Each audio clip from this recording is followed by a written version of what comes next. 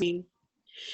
About the series Greening Our City, for those of you who are new to it, we are hosting expert talks on the third Tuesday of every month at this time, 2:30 p.m. The purpose of these talks is to open up the conversation that is definitely gathering momentum on how we in Cork might transition to a green city. On November the 24th, our guest speaker will be Cynthia Nicotin from New York. Cynthia has led numerous large-scale multi-sectoral projects during her 25 years with Project for Public Spaces in the United States. Cynthia's technical expertise stretches from the development of city master plans to the creation of corridor-wide transportation and land use strategies. Cynthia is an expert in using placemaking to create safer cities, and she's also a leader on using investments in walking and transport to leisure to leverage livability goals. She authored one of the first books on transportation and livable communities. The title of her talk is From Green Spaces to People Places, the Transformative Power of Parks. Our series then will take a rest for December and we will resume again in January 2021. Thank you for listening, and I now hand you over to Brian McCarthy.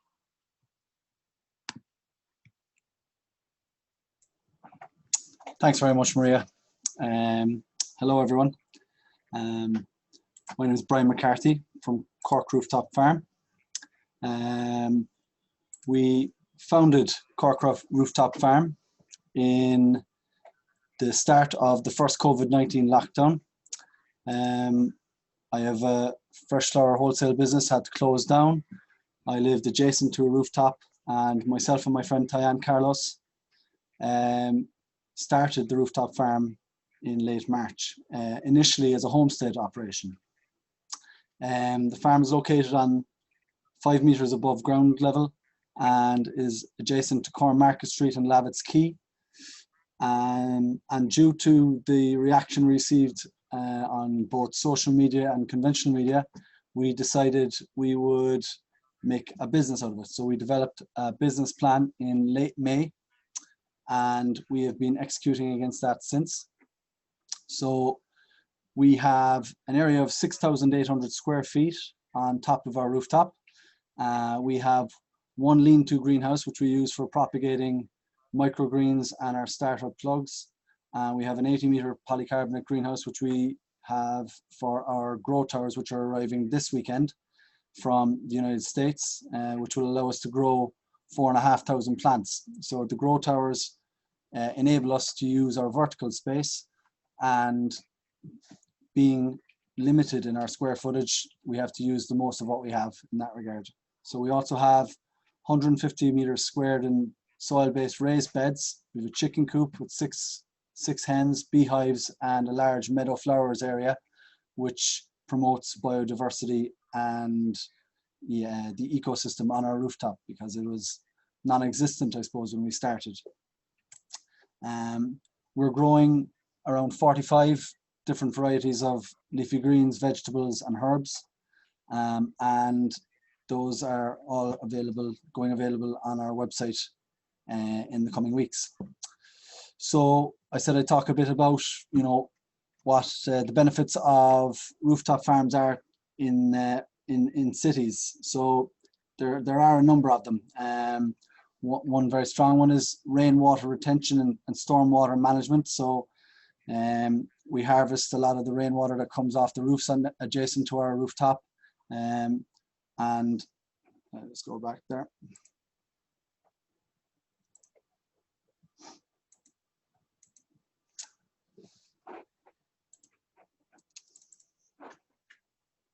Are you able to click back on that one there, please? Back 2 slides, if possible. Thank you. So second will be heat island effect reduction. So a common occurrence in urban areas is that the mean temperature in the cities is a number of degrees higher than that would be in rural areas. So by having green roof space, this helps to reduce the heat island effect, which is mostly apparent at nighttime. Reduce food miles, in terms of we have the food being grown right in the city centre location, and we supply within a 2-kilometre radius of the rooftop farm. We've created ecosystems and biodiversity through our meadow flower system, and by incorporating larger growing spaces on an otherwise unused space. Air pollution reduction through the increase in plant life on an unused space. And also the community involvement, which provides an excellent outlet for both mental and physical wellness, which is very important at the moment. So our plans for the future, we plan to sell through our website corkrooftopfarm.ie for click and collect. So thankfully with the COVID lockdown restrictions, farms are deemed essential, so we are able to trade as usual. We do wish to open the rooftop farm up to the public for tours, and also host educational workshops, and even during the recent culture night we had a small music event, which was nice to have. So we do hope to have cultural events in the future. We will be opening a farm shop, a cafe and garden centre in the future, as well as there are initial plans for a food hall underneath the rooftop farm. We've also linked with a farmer to start production on some of his shared land, in creating a larger market garden and egg laying enterprises, as well as collaborating with other rural producers to distribute their produce. I've also recently been lucky enough to receive the Nuffield Scholarship, so we will plan to incorporate all my travels in terms of what we'll put back onto the rooftop farm. And finally, we have started consultation with a number of other urban agricultural projects within the city as well, and they're ongoing. So thank you very much for listening to me. You can find us on all the usual social media channels, Instagram, Facebook, Twitter, at Cork Rooftop Farm, our website corkrooftopfarm.ie, or you can email us at corkrooftopfarm@gmail.com, and my mobile number is also there. Thank you very much.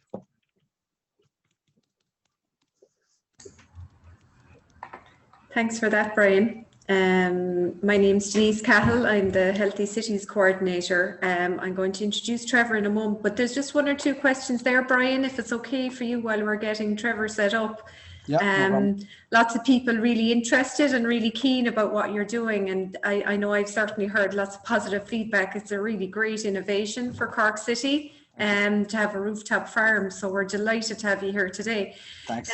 So people are just asking in general maybe what your own qualifications are in terms of getting this set up and what kind of a background you have, and then just a few questions around chemicals and what kind of things you're using to grow the vegetables, if it's okay to answer that. Thank you. No problem. Yeah, my own background is, so I did I have a degree in computer science from UCC. I operate and run a wholesale flower business, which was founded by my father. So I took that over in the mid-noughties, and that's still operational to this day. So in terms of the farm, it would have been, my background would have been mainly floriculture, but I would have had quite a good upbringing in horticulture, but more from a homesteading. So doing anything on a commercial basis I wouldn't have a huge exposure to. So it's been a steep learning curve for me in the last 7 months. But it's been absolutely probably one of the best things I've done in my life. In terms of the approach to growing and chemicals and all the rest of it, it's we grow with organic methods. The towers we're using organic fertilizers for that. So we're also doing quite a number of sustainable projects in terms of utilizing sheep's wool as a growing medium. So sheep's wool is quite a dying, or it's on its knees as an enterprise. So we're in partnership with a number of people and doing those things. So there's quite a bit of research and development on those types of That's aspects fantastic. as well. That's brilliant, Brian. And I know with the Green Spaces for Health that Maria coordinates, there's a bee project in St. John's College, a beehive, and you've mentioned bees as well. Maria's just wondering how your bees did this year, because we know the bees in the Green Spaces struggled a little bit this year. The weather was a bit tricky for them this year. We only got ours in late summer, so we haven't had any honey from them yet, but they're only getting settled. So hopefully for next summer now we'll be a bit more set up. That's good stuff. And a final question from my own colleague in health promotion: how are you managing your slugs on the rooftop? They don't come near us. Great to hear. Yeah. Great stuff. Okay, thanks for that, Brian. Thanks. Really Cheers. appreciate your time. That's wonderful. It's now my pleasure to introduce Dr. Trevor Hancock, who's a public health physician and health promotion consultant. He, what we would call in inverted commas, retired in 2018 from his role as professor and senior scholar at the School of Public Health and Social Policy at the University of Victoria. He's one of the founders of the now global, and I can certainly attest to this, Healthy Cities and Communities movement, and co-founded both the Canadian Association of Physicians for the Environment and the Canadian Coalition for Green Healthcare. His recent focus has been the combination of his two main areas of interest: the relationship between human health and the natural environment, understood as health in the Anthropocene, and linking the healthy and sustainable community approaches through the concept of a one planet region. We're absolutely delighted to have you here this morning for you, Dr. Hancock, because it's only 6:45 in the morning for you and 2:45 here for us. We really appreciate it, and we're delighted now to hear from you. Well, thank you, and good morning, I guess, from my end, but good afternoon for all the rest of you. It's a pleasure to sort of be here, in inverted commas. It's a real shame I can't be with you, but hopefully there may be an opportunity in the next year or two. I know Galway, where some of you heard me speak online earlier this year, hope to get me there in person at some point. So obviously if I make it to Galway, I'll certainly make it to Cork too. I'm going to run through a slide deck here and leave, I hope, lots of time for questions. I'm going to be moving fairly quickly. Don't worry about trying to scribble everything down, because you already have the copy of the PowerPoint is with the organizers, and they're free to share it, so you can get the PowerPoint and look at it at your leisure later on. So I'm just going to switch to screen share here and get this show on the road. So my topic is sort of, it is green cities, but it's green in a very large sense as well as in a small sense. And I love, incidentally, the rooftop garden and all that sort of work that's going on. Congratulations on that. So this is what I'm going to talk about. I'm going to talk about why nature matters. And I'm going to talk about it in both from a global perspective, that it's our life support system, and a local perspective in terms of nature contact. And then I want to talk about this notion of a one planet community, both from the point of view of nature and from the point of view of the planet as a whole.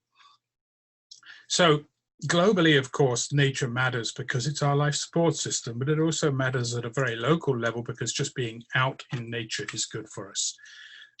So I'm going to start with this, which is a really important perspective, I think, that the Earth is our mother, which is a very common and core feature of Indigenous worldviews. And the two quotes that are here come from something called Waiora, which was a statement, an Indigenous peoples statement at the International Union of Health Promotion and Education big global conference that took place 18 months ago now in Rotorua in Aotearoa, New Zealand. And I like, incidentally, that New Zealand now calls itself Aotearoa, which was the original Maori name. I think it means land under the clouds. So the Earth is our mother. That it's a very common theme that locates humanity as part of Mother Earth's ecosystem alongside our relations in the natural world. And I really like that phrase. And here we usually, I should have incidentally said that I'm speaking to you from the largely unceded territory of the Lekwungen speaking peoples, the Songhees and Esquimalt people who were here for thousands of years before Europeans arrived in this region only a couple of hundred years ago. So this is really a native land. And when we usually start our meetings these days particularly large public meetings, with a greeting from an indigenous elder. And one of the things they often talk about is all our relations. And they refer to all the other species that they share the space with. So it's a very common theme in indigenous thought. And of course, it's also been in sort of classic Western thought. This is Gaia, or it's one depiction of Gaia anyway, the goddess of the earth and one of the primordial elemental deities. And pretty much every faith of some sort, and certainly indigenous faiths, have this notion of Gaia. Or in Celtic mythology, I was recently, just a couple of weeks ago, finished a history of the Celtic people in Europe, and there was Danu, and the mother goddess from whence all Irish gods are descended. And you probably know this a lot better than I do. But every culture has some version of this. And this is some of the other ways that Gaia is referred to as Pachamama, as De Erda, and so on. So you find it everywhere. The top left is actually one of our indigenous languages, and I won't attempt to say that word. But then there is a very different sort of scientific version of Gaia too. And I think it was really interesting that James Lovelock, when he developed the Gaia theory in the 1970s, and he was a planetary scientist looking at the Earth as a self-regulating system. And he came to that idea because he was looking at how would you tell if there was life on other planets at a time when we didn't even detect other planets other than the ones in our own solar system.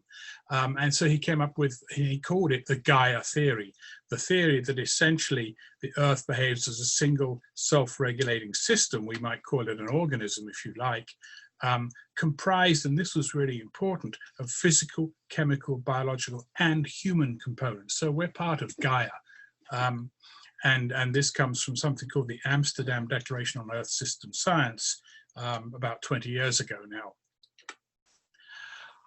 Then there is another way of looking at this, and that is the notion of E.O. Wilson, a great sociobiologist who largely studies ants, actually.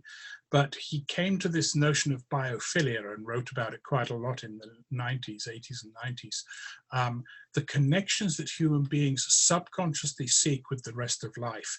And he posited that we have an innate need for nature, and points out we evolved in natural environments. And so for most of our history, we did not live in cities or even particularly in settlements. And we evolved in natural environments, and we seem to have an innate preference, in fact, when you do landscape preference studies, for the savanna. So there are some very strong roots here. Bringing it down more into my realm, which is the realm of healthy cities and health and environment, it really is as simple as it says here. Ecosystems are the planet's life support systems for the human species and, of course, for all other forms of life, for all our relations.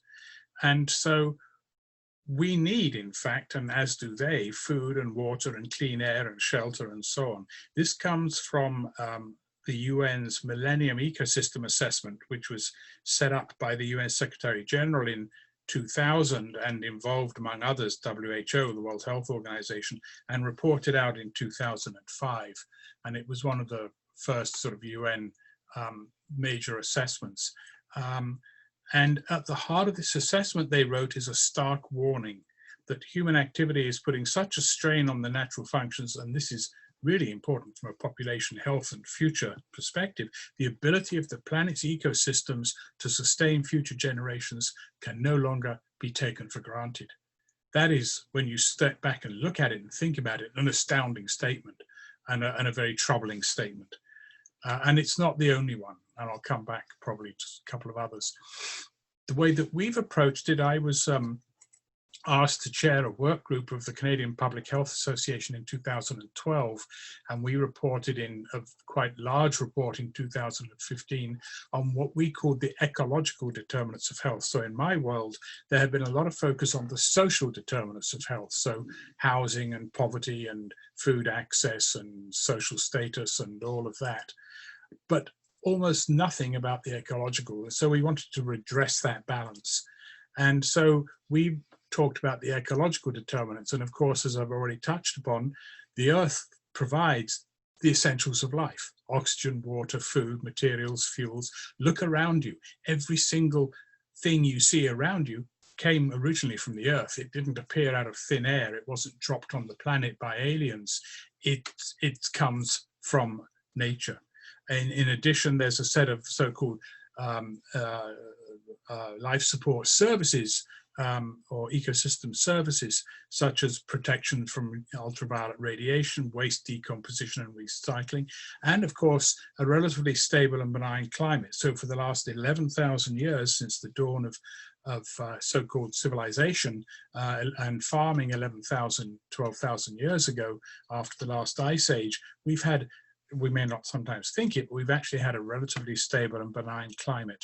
So these are fundamental determinants of health, and we address them in this report, which you can find on the Canadian Public Health Association website, and a background document of 100 pages or so on the right. We weren't the only ones. So at about the same time that we had started, the Lancet, the editor of the Lancet, Richard Horton, started to talk about this notion of planetary health, which he defined as the health of human civilization and the state of the natural systems on which it depends.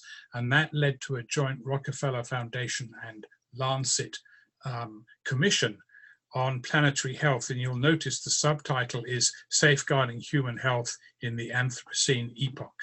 So there is this growing awareness of what is sometimes called planetary health, something that deals with the ecological determinants of health. And in their report, the Rockefeller Foundation said, we have been mortgaging the health of future generations to realize economic and development gains in the present. I think that's a really important notion, that in a sense we are, and very literally, we are consuming our future generations' ability to look after themselves, which of course is the fundamental definition of sustainable development from the Brundtland Commission back in 1987. And then much more recently, this is an intergovernmental panel on biological and ecosystem services, or biodiversity and ecosystem services, the equivalent on the biodiversity side to the Intergovernmental Panel on Climate Change. And they reported just last year that the health of ecosystems on which we and all other species depend is deteriorating more rapidly than ever. We're eroding the very foundations of our economies, livelihoods, food security, health, and quality of life. So we're in trouble. And that's part of what we actually have to face up to. It's not a comfortable thing to face up to, but it's real. So that's the sort of background context for why nature matters at this global level. It's our fundamental determinant of health. Let me now talk a bit more about the local perspective. Nature contact matters for well-being, and this is something I've been very interested in over the years, and actually was for a number of years on the board of the Child and Nature Alliance of Canada when it first started up about 15 years ago. This is the reality for countries such as Canada and Ireland. Globally, we're about a little over 50% urbanized, but in countries such as ours, we're 80% urbanized. And we spend 90% of our time indoors. And of the 10% we spend out of doors, we spend half of it in vehicles. So we're actually only out in nature 5% of the time, about an hour a day on average. And of course, since we're 80% urbanized, we actually most of our outdoor time outdoor in a built environment, in the city, in the town, in the village. And of course, the other thing is that kids don't go out and play any longer. In fact, the book that led to a lot of this interest in child and nature contact was by Richard Louvre, and it was called Last Child in the Woods. And it came out of his observation that his grandkids were not told, as he was as a young man or a young boy, go out and play. They don't go out and play in the same way any longer. And that troubled him a great deal, and he wrote the book, and the whole movement took off. And he called it nature deficit disorder. As he says here, it's not actually a medical diagnosis, although it probably should be, but it's a way of us to talk about an urgent problem. So he raised this whole issue of the contact, and among other things, we here in Canada set up the Child and Nature Alliance. I wasn't involved in setting it up, but I was a little bit involved, but not that much. But I was on the board of it for a number of years. But it's a two-way street too. So we were not only concerned that kids need nature, we also think that nature needs kids. That if we raise a generation of kids who have no connection to nature, then why would they understand it, respect it, cherish it, nurture it, protect it? So it's a two-way street. Nature needs kids as much as kids need nature. And that's a really important perspective, I think. We know about the physical health benefits of nature contact. And this is from a recent systematic review and meta-analysis. And when you get the PowerPoint, you'll see that in the footnotes, I reference pretty much all of these with full references and links where I have them. So green space exposure is associated, they found, with a wide-ranging health benefits, reductions in blood pressure, salivary cortisol, heart rate, incidence of preterm birth and diabetes and all-cause mortality, and an increased incidence of good self-reported health. And this was from a systematic review and meta-analysis of a large number of studies. We also know that there are mental health benefits, and this was from another recent review by Bratman et al., looking at the mental health benefits of nature contact. There's an association between common types of nature experience and increased psychological well-being. Well, surprise, surprise, duh, as we might say, that well-known scientific term, duh. Evidence supports an association between common types of nature experience and a reduction of risk factors and burdens of some type of mental illness. And, but in fact, the quantity and quality of nature contact is decreasing. So we know there are physical and mental benefits. There are also social well-being benefits of being in nature. This is from some of the work by the Urban Forestry and Urban Greening Research unit at the University of Washington, just to our south here. Less graffiti, vandalism and littering in outdoor spaces with natural landscapes. And the Healthy Parks, Healthy People document that I'm sure many of you are familiar with, that comes out of Australia, in their 2008 version, references to nature and high density urban living, reducing vandalism, violence, crime rates, and so on. So we have physical, mental, and social health benefits of nature. In fact, some people have suggested we should call this vitamin G, G being for green. So vitamin G, and if this was a drug, we'd call it a miracle drug. If we had something that had this wide range of physical, mental, and social benefits, that'll be a heck of a drug, and you could make a fortune out of it. So vitamin G, we all need a good dose of vitamin G on a daily basis. And in addition, one of the other things, and this talks to the social benefits of being outdoors.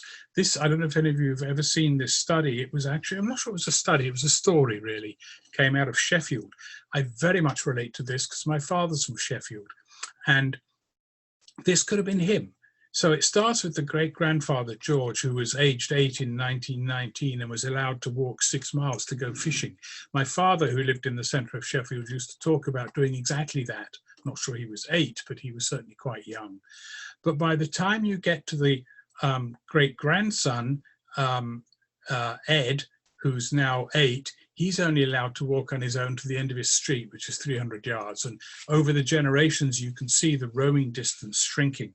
And so this is happening even as our connectivity to and travel to the wide world has grown. So I can talk to you from here, but none of us are outdoors. None of us are going to the pub together either, if it comes to that. Well, you might all be, but I'm not. I'm not with you. And the other thing is, which of these, George, the great-grandfather, or his great-grandson, Ed, which of these do you think knew more about their community? So there are social costs, huge social costs to our restricting of nature and roaming and so on. There's lots of different ways of engaging with nature. This comes from the UK's Countryside Recreation Network some time ago. You can view nature, and there's actually studies that show that viewing nature just through a window or in a painting or a photograph is beneficial. You can also engage with nature by being in the presence of nearby nature, incidental to some other activity. So you can go for a walk on the street, or you can go for a walk in the park. It's a walk, but you get different benefits from different environments you're in. And then obviously active participation and involvement with nature is the third way to engage. Viewing nature has been linked to improved recovery in hospital, a very famous study from 30 years ago now that showed better recovery for people whose rooms had a view out to nature compared to those whose rooms had a view to a brick wall in a hospital. Reduced stress in prison, improved student test scores, and this is just through being able to see nature through a window or in a painting or picture or whatever. Being in nature has a calming effect. It reduces mental fatigue and exhaustion, and of course it usually involves increased physical activity. So just being in nature, of course, and then active involvement with nature, and there are so many ways to be actively involved, everything from gardening, houseplants to urban farms, walking and running, outdoor recreation, hiking, conservation and restoration, lots of ways to do this. The whole thing with houseplants is really interesting.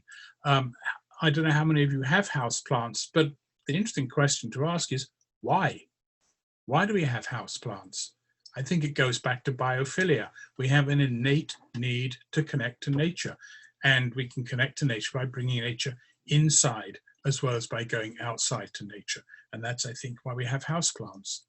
And it only takes a couple of hours a week. This was a recent study that compared duration of contact with nature, and they found that there were both health and well-being benefits, and it takes about 2 hours a week. So you get these benefits from 2 hours a week, and positive associations peak between 200 and 300 minutes per week with no further gain. So it takes at least a couple of hours a week, but 3 hours is a bit better, and after that it doesn't make a lot of difference, 3 or 4 hours. But certainly there are great benefits.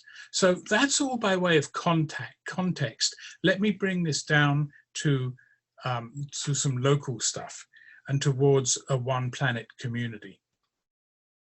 So this is one of my favorite quotes. Jim Rouse was the developer of a new community in the 1960s in Maryland in the US called Columbia. And my friend Lendul worked with him, and he said that one day Jim Rouse said to his design team, "Build me a garden to grow people in." And I think that's a lovely principle for urban planning. And of course, we had garden cities in the late 19th and into the 20th century, which were really built around this principle: build me a garden to grow people in. So hopefully in Cork, what you can be doing is building a garden to grow people in. And this notion of growing people is really central to this. Growing people meaning improving human and social development. As I said, because we're so urbanized, the challenge for cities is not so much how do you get people out of the city into nature, but how do you get nature to people? How do you bring nature into the places where people live and learn and work and play, to their homes and their schools and their neighborhoods, into their workplace, into their hospital? And so there's lots of ways to increase nature contact, and we need to be thinking about all of them and not simply about big parks or big tree-lined streets, although those are important. This came from the Child and Nature Alliance of Canada. It was actually adapted and used in the Active Healthy Kids report in Canada, but it's simply different environments and ways of having children have nature contact. Everything from home and school through what they call the nature continuum, to schoolyards, to parks and playgrounds, to greenways, to wilderness camping. But most people are going to be in that bottom segment of this diagram most of the time. Not many of us get out into the wilderness that much and for that long. So nature at home is houseplants, is balcony gardens. Excuse me a minute. My father lived in an apartment in Worcester and had a lovely balcony garden that he just adored. And of course our gardens at home. And I'll come back in a moment to the point that who has gardens? and who doesn't have gardens, which is a socioeconomic equity issue. And I already asked this question, do you have houseplants and why? Surely it couldn't be because we crave nature contact. Nature in schools. So we know about the growth in the interest in forest schools, in nature kindergarten, in things like that. So both building nature into the curriculum of the school and in fact conducting the school largely outdoors. Just a couple of 100 yards away from me in what was the parking lot of our recreation centre, they're building a kindergarten and they're building it opening out to nature, and they're going to have, because it's on the edge of the park, they're going to be having the kids out in nature a great deal of the time, summer and winter. Nature in the neighborhood, everything from street trees and neighborhood gardens and street gardens. We have sort of along the edge of the sidewalk here on a neighboring street where they put in the municipality, when it redid the street, created little garden spaces at the edge of the sidewalk, which the neighbors maintain. Institutional greenery, guerrilla gardening, gardening in unlikely places, under bridges and abandoned lots and so on, community gardens and parks. There's all sorts of ways, as I'm sure many of you know, to green the neighborhood. And then, of course, there's the physical, social and mental and spiritual health benefits of urban parks and the ecological as well. So huge, and many of you will be familiar with the documentation of the health benefits of urban parks that's been done in Canada and Australia and Britain and elsewhere, I'm sure in Ireland too. And then, of course, don't forget dancing. So I promised them I'd talk about this because I'm a Morris dancer. This is the side that I dance with, and I just turned 72. I'm the second youngest dancer in this side. And here we are dancing in front of the BC legislature a few years ago. This was actually a few years ago. Here we are dancing in a neighborhood park. And let me just point out what's going on here. We're doing physical activity. Fred at the time was 89. Fred is now, this was 6 years ago, Fred is now 95. He was out dancing, well, shuffling really, with us just a few months ago. We're out in nature. This is a form of art, don't forget, art. So we're engaged in artistic endeavor and expressing our artistic sense. Obviously, social connections, not only there, but of course we go to the pub afterwards. And there's all sorts of memory and learning and mental agility going on in here as well. And we learn new dances and practice new dances. And you have to wonder who this guy here might be. I'll leave you to guess that. So there's all sorts of ways of engaging with nature, and getting outside and dancing is one of them. Then there's nature at work, and much the same as nature at school. I've always liked the notion in the Body Shop in Toronto, in their headquarters, they installed a so-called living machine sewage treatment system, where it actually became, believe it or not, their sewage treatment system, which was basically a greenhouse, became a favorite place to sit and have lunch. It was warm and it was green and the water was trickling. And so there's all sorts of interesting ways of engaging with nature. Nature in hospitals, I mentioned the famous study by Ulrich in 1984 about views out of windows. There's been all sorts of work done on the health benefits of seeing pictures of nature. Then you can put plants in. I've even seen a fountain in an ICU encased in glass to prevent spread of infection, but people at stressful moments would gather around this fountain and just be relaxed by the water trickling and the sight of it. Healing gardens have developed quite a popularity in hospitals in recent years, not only for patients, but also for families and staff. And then you can have pets in hospitals and pet visitation, particularly in chronic care facilities, very important. And then there's nature for all. So this is a really important aspect of nature.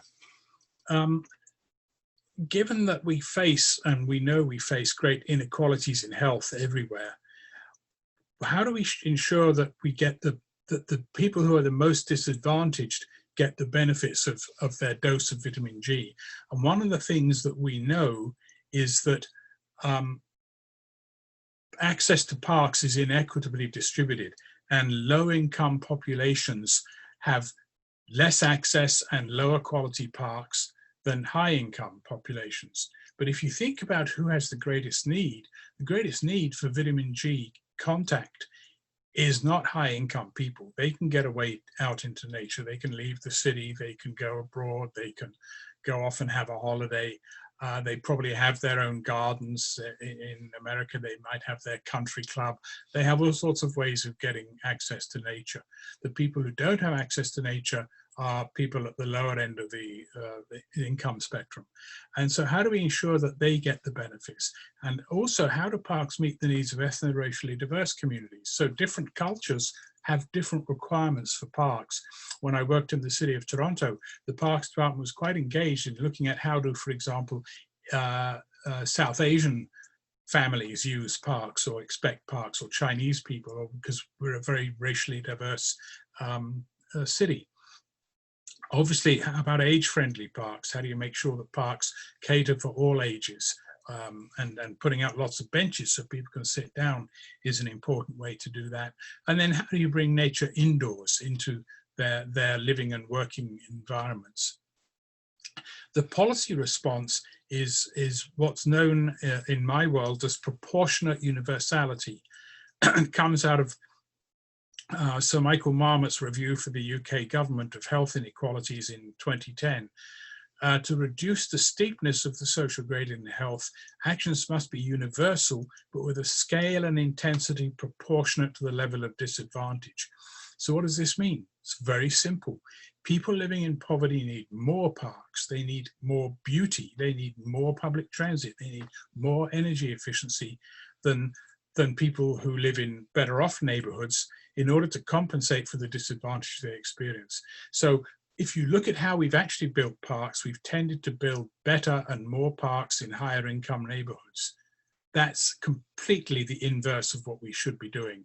We should flip that policy on its head and say, no, you've got your own gardens. You can look after yourselves much better. We need to put our resources into increasing nature access for low income and deprived neighborhoods of all sorts.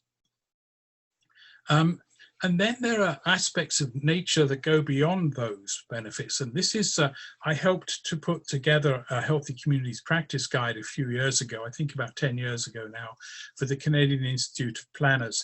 And what I just want to point out is there's a section in this report called Beyond Land Use Planning, which talks about social development, talks about mental health, talks about spiritual well-being as part of urban planning. I don't know how often your urban planners deal with spiritual well-being. I don't think our urban planners do, but the fact that it's in the practice guide for healthy communities is a really interesting idea. And in there, they talked about, or we talked about, a consideration of topics often in the realm of social planning, such as social development and mental health, and a truly holistic perspective on what makes us happy, successful, connected, and healthy as human beings includes exposure to a sense of wonder, to awe, to openness and authenticity, or spiritual contemplation. These are all aspects of urban planning that we don't often pay a lot of attention to, and we really should. So we need to be thinking about these implications for urban planning. Can you listen to the sound of silence in Cork? Where would you go to find silence in Cork? Noise is, I write a weekly column for our local newspaper. I've done it for 5 years. By far, the greatest public response I've ever had to any of my columns have been the columns I've written about noise. And there's a huge untapped irritation about noise levels in this city, and I'm sure in Cork too. Noise is simply unwanted sound, said the World Health Organization. Noise pollution, according to WHO Europe, is among the most frequent sources of complaint regarding environmental issues in Europe, especially in densely populated urban areas. And so they actually have, the European Union has an environmental noise directive to monitor and reduce noise pollution. Major cities with more than 250,000 inhabitants are obliged to identify and protect quiet areas. So I don't know whether you have a quiet areas policy, or not, but if not, you certainly should think about it. We don't. And it's useful to think about secondhand noise as analogous to secondhand smoke. So it's an unwanted airborne pollutant produced by others, imposed on us without our consent, often against our wills, and at times places and volumes over which we have no control. And that includes, for example, inside cafes, restaurants, shops, pubs, all sorts of spaces that are really public spaces. They're not really private spaces. We're invited in there as the public. And nothing annoys me more than a restaurant where I can't hear my neighbors speak because the so-called music is so loud. Really irritating. So noise becomes a civil rights issue, and secondhand noise is really a civil rights issue like secondhand smoke. So should we have the right to quiet? And there is a movement to have a right to quiet. And a colleague of mine working in Berlin, she's Italian actually, has developed an initiative called the Hush City framework, and has a Hush City app to empower people to identify, evaluate and plan urban quiet areas. So you might want to take a look at that and do a soundscape study in Cork if you haven't already done it. And there's the Hush City app that she developed. Antonella Radici is her name. And then I want to end with, well, not end because I've got some more stuff to go, but I am moving towards the end. I want to just touch on this issue, beauty. I did mention beauty in passing earlier. And I was asked some years ago to give a talk for the Homeless Action Week in Vancouver, where the theme for the year was arts and homelessness. And so I was trying to think about my interests in art, because I am an artist, not just a dancer. I was a semi-professional outdoor photographer for 20 years too. My interest in nature, my interest in cities and the built environment. And it occurred to me one day while I was out walking my dog in the woods that what links these three themes is beauty. And so I've developed a whole talk, and I've got an article I've been working on for years now on whether beauty in and of itself is a determinant of health, which I think it is. But what is beauty, of course? And it's in the eye of the beholder, and it's challenging ground, even dangerous ground. You know, my idea of beauty is something you might find quite ugly, and vice versa. But there are deeper meanings to beauty. This was from a broadcast on CBC on a series called Ideas about beauty. It's that which stirs the soul, said one participant, that which brings you joy, that which makes life worth living. Well, something that does all those things, that's probably good for your health too. And so I would say that anything that gives intense pleasure, deep satisfaction, stirs the soul, brings joy, makes life worth living, is a determinant of health. And if so, then when we build housing and schools and workplaces that are ugly, what we're telling people who live, what are we telling the people who live, learn, work and play in those spaces? And again, beauty is inequitably distributed. So who has beautiful environments? Who has ugly environments? It's largely socio-demographically, socio-economically distributed unevenly, as we well know. So again, you need to inverse that. We should be building more beautiful environments in low-income neighborhoods, not saving money by making ugly buildings, which only makes things worse. And finally, in terms of what happens in the city, can you see the stars at night from the center or anywhere in Cork? And how well can you see them?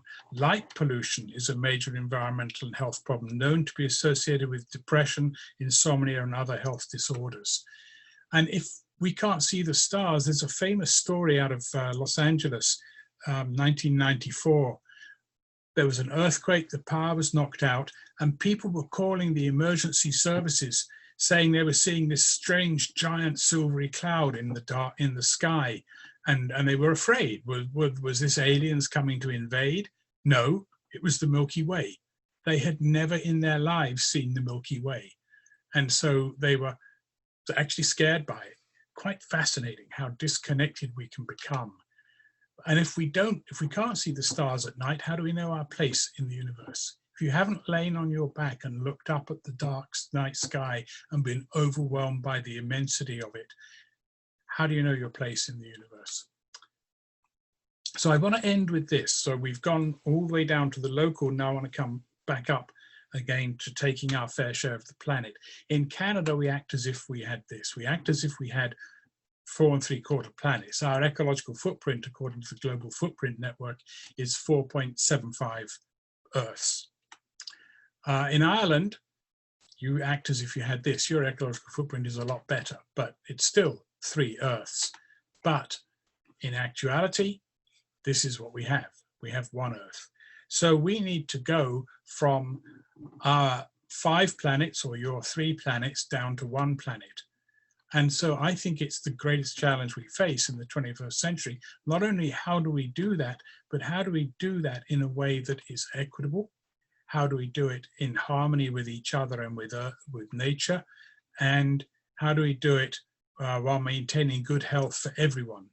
And that's the challenge of becoming a 1 planet community. In my region, we've had our local ecological footprint done. We act as if we had almost 4 planets. We have an ecological footprint of almost 4 planets. Now, the ecological footprint is not perfect. Sorry, this has got into a section of this which has got a timer on it. I hadn't realized. That's why it keeps jumping forward. So we act as if we had this. So for us to get to a 1 planet region, we're going to need to reduce our ecological footprint 75%. For you, 67%, quite rapidly. That's the challenge of becoming a 1 planet community. How do we go from 3, 4, or 5 planets down to 1 planet in high income countries? We're the ones that have to move first and have to move furthest because we're the ones that historically have inflicted the most damage on the earth and in fact continue to be the ones who inflict the most damage. And we do it now to other countries. We take their resources. So Will Steffen, who's one of the world's leading earth scientists and one of the leading researchers on the notion of the Anthropocene and a good communicator too, in an interview last December said, we need to reach a social tipping point before we reach a planetary one. So that, to my mind, brings it down to a local level. So we're trying to do this at a local level. This is our local ecological footprint of 3 or 4 planets. I live in Saanich on the right. Almost half of it is food. And it's because we have a high meat diet and a high meat and dairy diet. Other big chunks of it are from transportation, from buildings, energy used to power buildings as well as to build them, and consumables. And here you can see the major components. So a high meat and dairy diet, a lot of private vehicles, and the operating energy to operate our buildings. Those are the areas where we need to make big changes. And obviously, several of those, in fact, really all of these have to do with urban planning. Maybe the diet piece a bit less, but you know, you've got your own rooftop garden now in Cork, and urban farming is a really interesting set of issues. But it's mainly about changing diet, which isn't really an urban planning issue, but it can become a city issue, I think, worth thinking about how to do that through an urban food policy.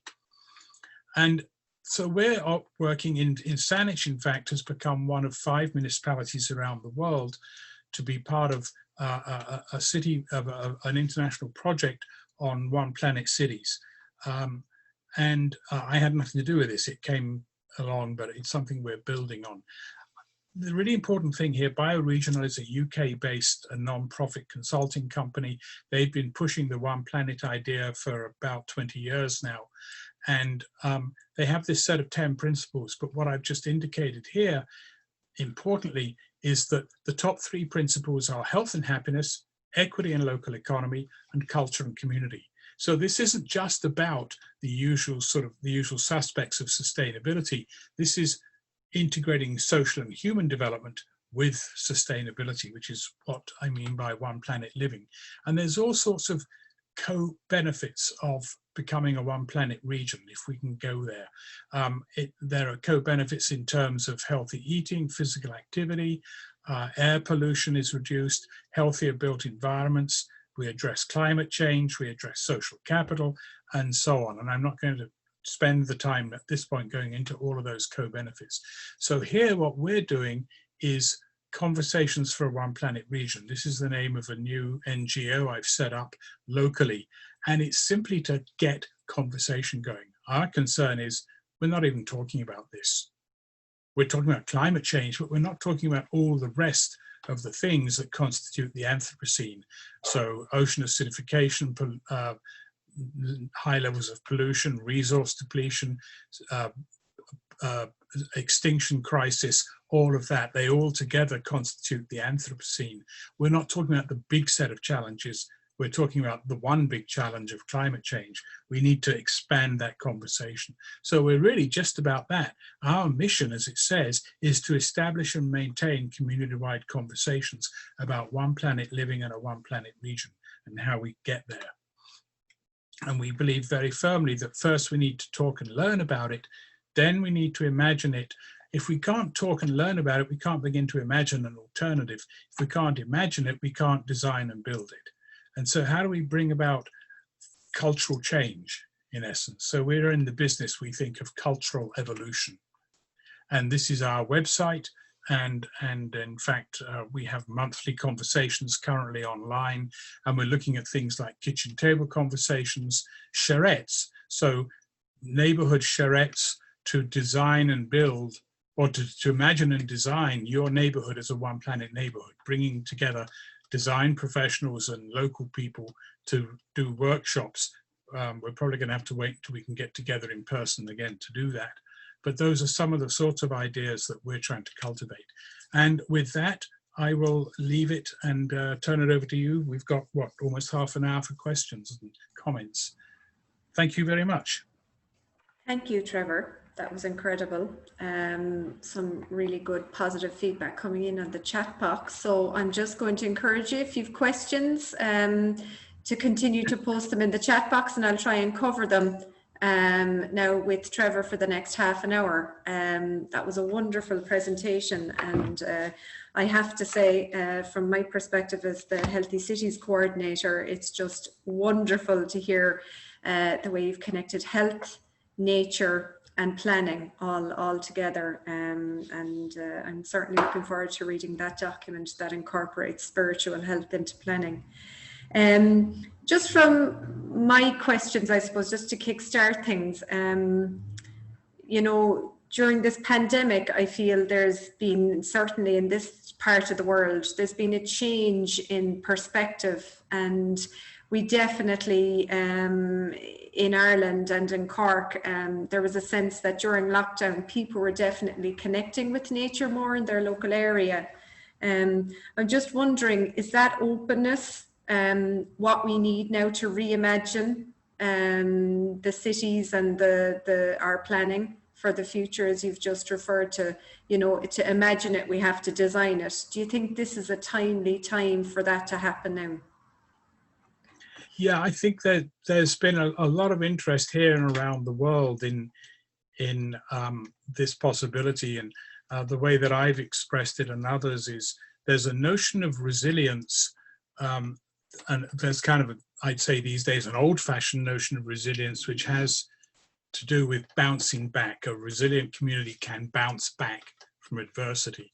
The problem with the metaphor of bouncing back is it often means going back to the way things were before. And so we prefer to talk about bouncing forward. The notion of resilience is, how do you bounce forward to a better alternative? You don't want to, if your town just got flooded, rebuild right where it got flooded. It'll get flooded again. That doesn't make a lot of sense. You don't want to go back to the way things were. So you have to bounce forward to something better. And so we're seeing a lot of interest. So for example, the World Health Organization has a 6-point manifesto for a healthy and just recovery, which it has put out. And the very first item is protect the source of all health, nature. And the 6th is stop paying for pollution, which means stop subsidizing the fossil fuel industry. And so they're seeing that opportunity to put healthy and just and sustainable together. we've seen that here in Canada, the Canadian Association of Physicians for the Environment, along with 17 other national health and organizations, put forward a similar proposal to the federal government. We've seen it here in BC and everywhere. So yeah, absolutely. The so-called COVID pause, I talked about it the other day in a talk I gave, is the COVID reveal. So what did COVID reveal? It revealed that, in fact, when you stop rushing around and doing things, you get clearer skies, you get better air quality. In India, they were posting photos that they could see the mountains 100 kilometers away that they had never seen because of the pollution levels. Motor vehicle crashes went down. People spent more time at home. And it wasn't always all sunny. There were a lot of people who were hurt in this. And so there are massive equity issues. And one of the things that actually came out of it is we suddenly realized that many of our essential workers are both undervalued and underpaid. And yet they're actually essential. They're much more essential than the people we pay a lot of money for. Sports stars, let's face it, are not essential. But sewage workers and garbage collectors and food servers and the people who stock your supermarket shelves and who grow your food, they're essential. So who are we paying and how much we're paying and why are we not paying those people enough and giving them job security? So there's a whole bunch of social issues. We realized also how important government is, how important community is, how important togetherness is. You know, we live in Canada and we look south and thank God we're not America. It's dreadful there. And it comes out of, are we together in this or are we apart in this? And so all of that has come to the fore. So I think COVID is a kind of, in a way, a blessing in disguise. That is, the COVID pause has revealed a lot of things to us. Now we need to capitalize on that. We need to do that at all levels, from the local to the global. And frankly, I don't expect change to come top down. It's going to come bottom up. So that's why cities and neighborhoods and communities are so important. Wonderful. I love that analogy of bouncing forward and moving on from the way we used to do things and not going back. Thanks for that. Alma Clavin wants to know, is social prescribing, particularly green prescribing, promoted in Canada? And does anyone know of any examples where it works well? Would you have any insight into that, Trevor? Yes, they're somewhat different. I'm glad you put the two together, actually. So social prescribing, it's sort of, I've written about it in my columns. The beauty of a weekly column, I've written, I guess now, 300 or 400 of them. And so I roam all over the place, and I've written about both of these. But social prescribing is a really interesting approach and definitely can be linked to green prescribing. The green prescription. The green prescription is really about, you know, go out and enjoy nature in one way or another and get active doing it. But that can be tied into social prescribing as well, which is to say, you know, I was a family doc for 4 years before I went into public health. And a lot of what we saw were not really medical problems. They were really social problems. And medical treatment, you know, take this Valium and go away, it's not a good way to handle those situations. And so social prescribing, I think, is a wonderful idea. But part of that social prescribing can be linking people up to activities in nature. So you can get a sort of double whammy. Yeah, great idea. Wonderful, thanks for that. Another question here from Maura O'Leary in the HSE. She's saying that she's working with staff health and well-being and would be interested in including some information on greening of health centres and health facilities, hospitals, health service workplaces. Can you recommend any key documents that might be useful for her to do that on a practical level? Well, there's quite a literature out there around healthy hospital design. So if you haven't looked at healthy, and it does not just hospital, but it tends to focus on hospitals because, well, you know, follow the money. That's where most of the money goes. So that's where the architects make their money. But there's quite a literature, and has been for a number of years. There's a Center for Healthy Design, or a couple of them in the US. You also should take a look at some of the work that's been done in the UK around design for health and healthy hospital design and sustainable hospitals. There's quite a movement around sustainable hospitals. There's here in Canada, there's the Canadian Coalition for Green Healthcare. And then globally, there's an organization called Healthcare Without Harm, which started about 20 years ago. So there's a lot out there actually, but I would suggest you Google healthy hospital design or green hospital design. And I've been in hospitals that have done some of this work and where, you know, they're not afraid of having plants. And there's actually one hospital I went to in the US, a small hospital, had a waterfall in its main lobby and a piano. They did wonderful things. They had volunteers come in and bake muffins in the morning on the wards, in the ward kitchens. I'm not sure you'd want to do it on the gastric ward, but in a lot of other places, it smelled really good and was quite lovely. So there's lots of ways to do those kind of things. Lovely. Just a comment here from Ronan Jingles in Cork City Council. An EU project called Perfect integrates many benefits of green infrastructure into planning and investment solutions and tools for the future of urban and rural areas. It seeks to influence the policy-making process by raising awareness of the social, environmental and economic potential of green infrastructure. And he's included some links there that we'll save. So if anyone else has suggestions around things that you'd like to share with everybody, we'll be saving the chat and we'll be amalgamating that feedback for everybody. So thank you for that, Ronan. That's interesting because we have, there's a guy here who's set up an organization called the Municipal Natural Assets Initiative, which is sort of the same idea, and it actually tries to put an economic value on natural assets and say, well, you know, this is what your local ponds do in the way of storm water retention and so on, and you need to actually put an economic value on them and show how sloughs and green swards and so on can be beneficial. Yeah, absolutely. We've had a lot of positive feedback in terms of your reference to disadvantage and how we should move forward and prioritizing areas of disadvantage. And Fiona Hayes just said we should be creating earth protector communities who live answering all of these questions that you pose. How do we create the political will? Now, this is the $1 million question. How do we create the political will to move rapidly in this direction? Well, you could run for council. That would be a good start. I think the political will in many ways follows the social will. So I think that's why we're interested in conversations. We think we have to build the social awareness and then the political awareness will come from that. Now, it's a two-way street. You can have both. But we've got people now, we have green councillors, I imagine you do too. Mm-hmm. But certainly influencing policy at that level. I also think we need to expand our notion of who our allies and partners are. So we're very interested, for example, in faith communities, because faith communities often are involved in social justice issues, and they are becoming increasingly conscious of ecological issues.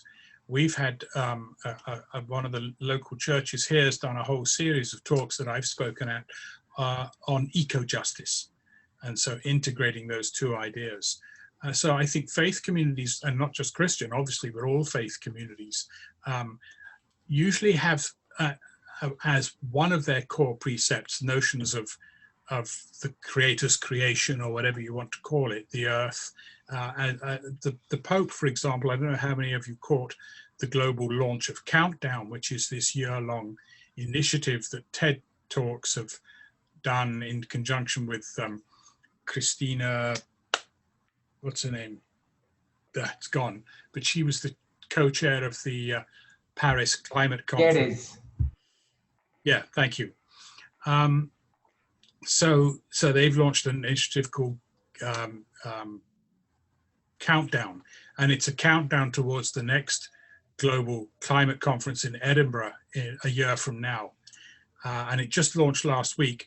One of the speakers was the Pope, talking about the importance of nature and so on. So faith communities is one way to garner a different sort of social will. Businesses. So there's one of the ways that I've found very helpful in talking to young people about this, and I think it's actually a really important general point. This is not all doom and gloom. There's lots of hope and lots of opportunity in all of this. There's lots of imagination. There's lots of creativity. There's lots of opportunity for new businesses like rooftop gardens, for goodness sakes.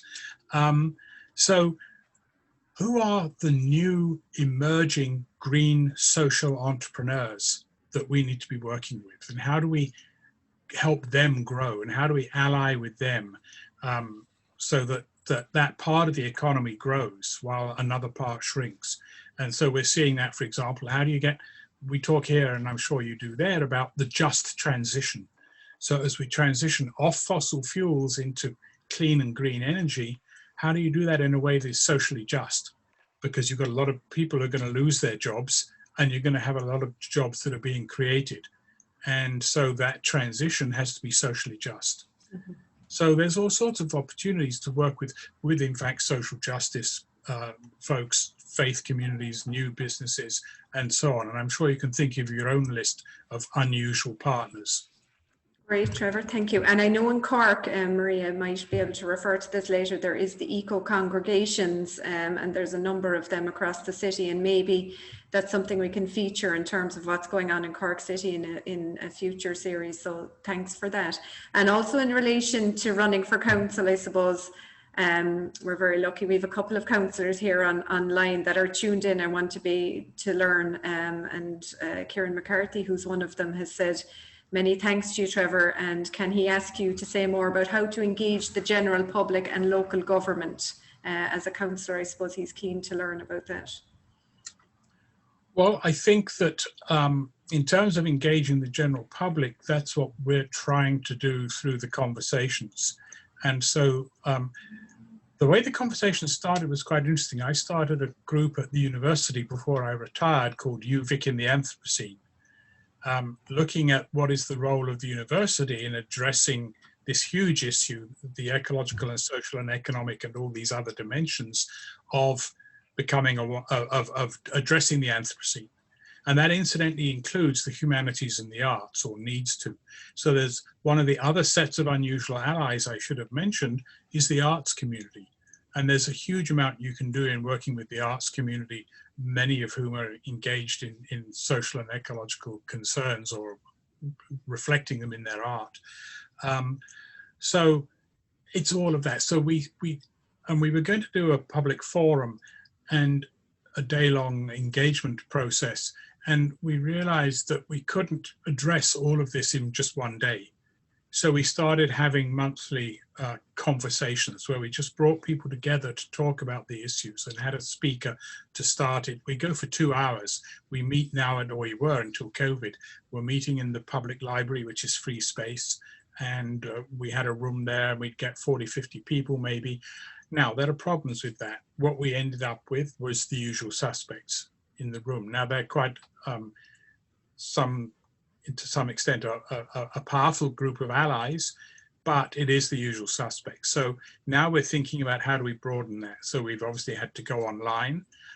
We're also looking at a program of kitchen table conversations where you provide a very simple guide and people can come together either virtually these days or in person, literally at the kitchen table, your friends, your family, your neighbors, or at a workplace dining area or whatever, and have a conversation and have a starter guide and get this thing going.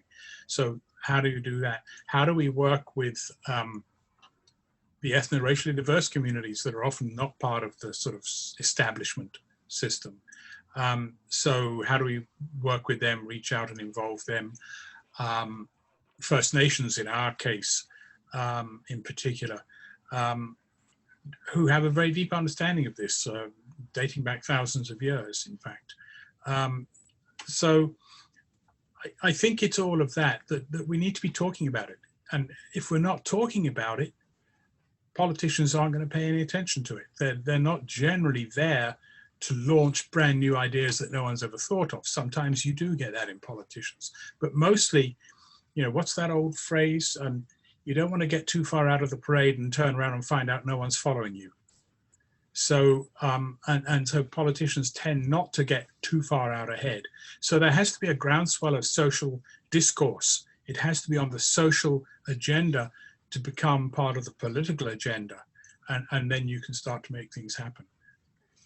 Yeah, and I suppose there's a few questions in relation to that siloed approach, and we touched on this at our last series as well. And I suppose there's so few forums really for this interagency approach that is really what this series is about, you know, that these issues aren't simple, they're complex and they're difficult, and they require that interagency, non-silo thinking. And really and truly, this is what this is about. That's why we've got all the partners around the table organising this event, so that we can have that discussion in a forum that all silos, I suppose, are all different sectors can actually hear and troubleshoot and come up with some actions. Carol Doyle there just made a comment that thanks for a wonderful presentation. Very heartening to hear talk of beauty and a call to build beautiful neighbourhoods and question how beauty is distributed. Great idea to open up space for conversation and to broaden it. In terms of soundscape study, I'm wondering if this is part of planning or where to start with this process. Thanks again. Well, the Hush City app that Antonella developed is for the general public. And it's really quite simple. I've actually got it on my phone, and so it's downloadable onto your smartphone. And essentially all you do is you go out and you turn the app on, and you get a sort of sound measurement, and then you pin where that is. And so you can map where are the quiet and where are the noisy areas in the city and put that on a public map.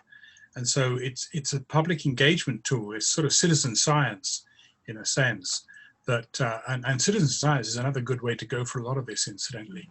It engages people in mapping the quiet and the noisy places. So you can identify where are the noisy areas in the city, and that becomes or should become a focus of concern.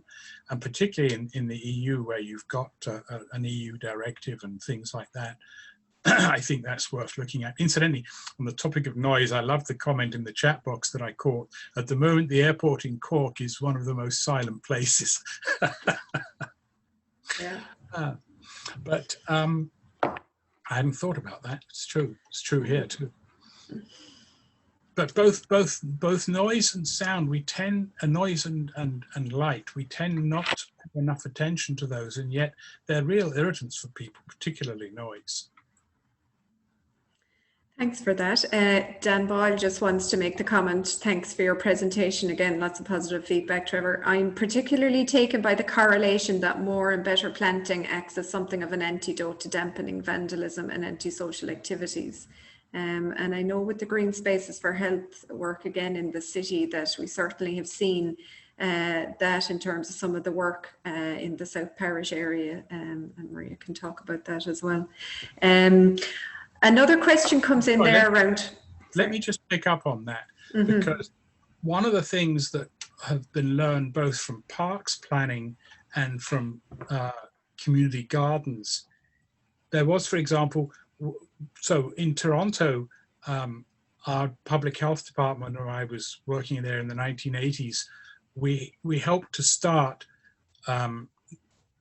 community gardens in low-income public housing. And we did so in collaboration with the Parks Department and the Housing Department and a couple of other departments. And there was a concern that these gardens would be vandalized. But the trick is that you get the people who live there to help design and create and manage the space. And then it's their space and they defend it. And they don't, and it doesn't get vandalized, or certainly not very much. And much the same with parks. So one of the ways that you stop vandalism by young people in parks is to have the young people engaged in the design and the construction and the management of the play space. And then again, it's their space and they will protect it and they will look after it.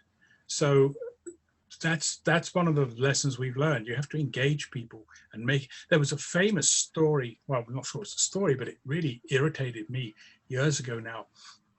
Another municipality in the Toronto region, in some public housing, the folks in the housing started to plant along the pathways, plant gardens and put in flowers and so on.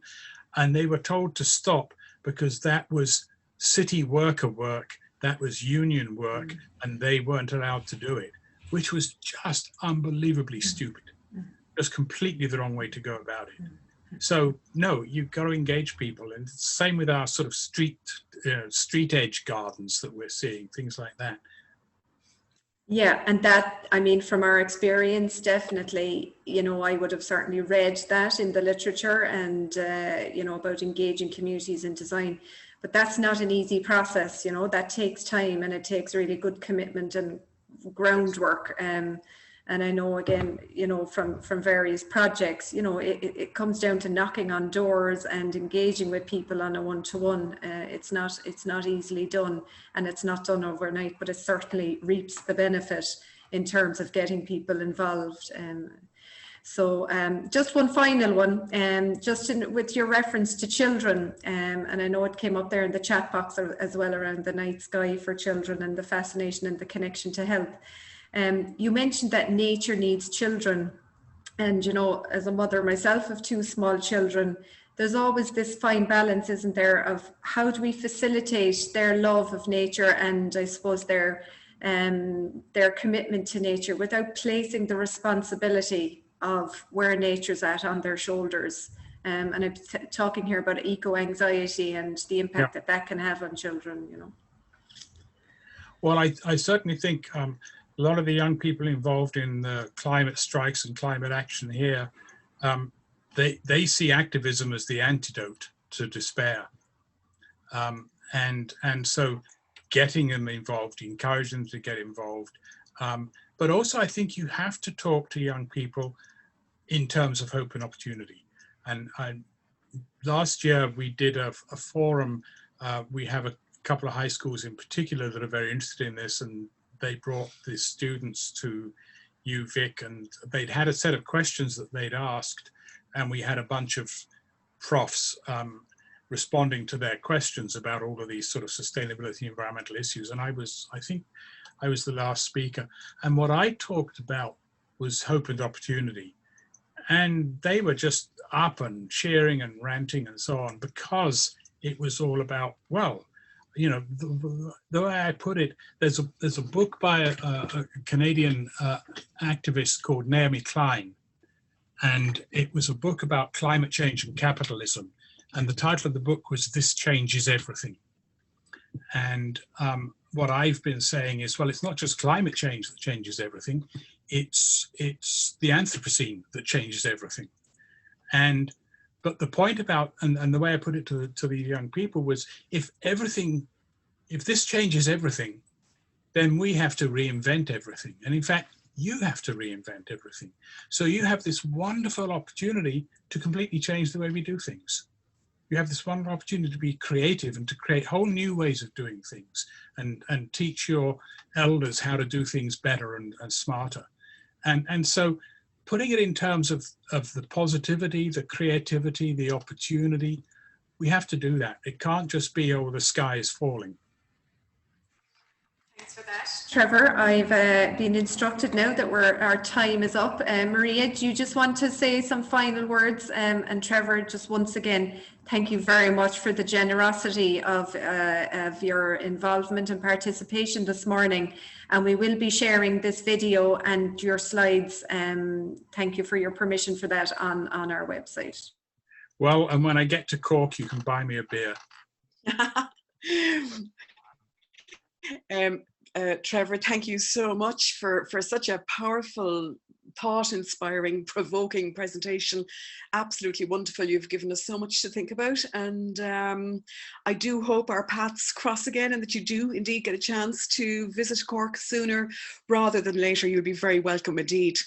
Just a quick thank you to everyone, to our moderator Denise Cahill, to Paul Bolger and Eva Corcoran from the ERI, to Frank and Eileen from Shepherd Ware and Elders for Earth, to Michelle O'Sullivan from Cork Chamber, to our technical host Vicky O'Connor, who did so much work on this, also to our special guest Brian McCarthy of Cork Rooftop Farms. And just to remember to put into your diary the date of Tuesday, November the 24th, 2:30 p.m. for Cynthia Nicotin's presentation. We'll be sending out a link for that shortly. Her presentation will be on placemaking. We'll save the chat box narrative and we'll forward you a list of resources that are in that. And again, if you have any suggestions for future topics or presentations or speakers you think that we could benefit from, please email us your thoughts on that. We'd be delighted to hear from you. Thank you very much, and see you next month.